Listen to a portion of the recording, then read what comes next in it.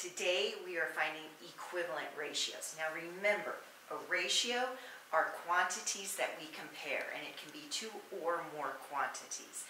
Now to find equivalent ratios, we can either use multiplication or we can use division. Now multiplication is by far the easiest because there are an infinite number of equivalent ratios we could find.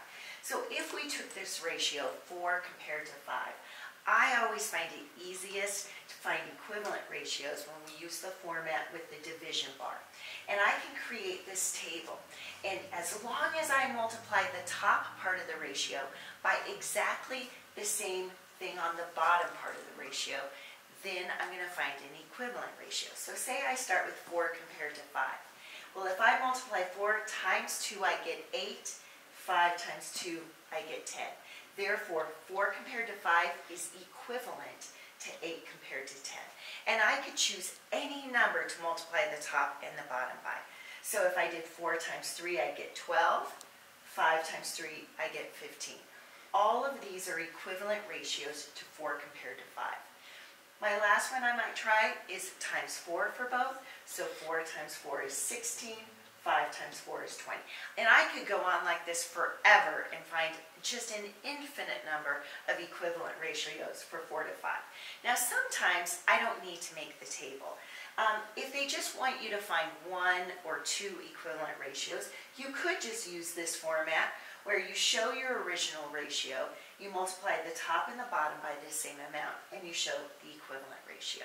So that's our first method of finding equivalent ratios. Our second way we can do it is by using division. Now, division does not have an infinite number of solutions. So if I had a pretty large ratio to start with, so I have 40 compared to 28, what I need to do is I need to think, what is a factor that both 40 and 28 have? And if I divide by that factor, I'm going to find equivalent ratios.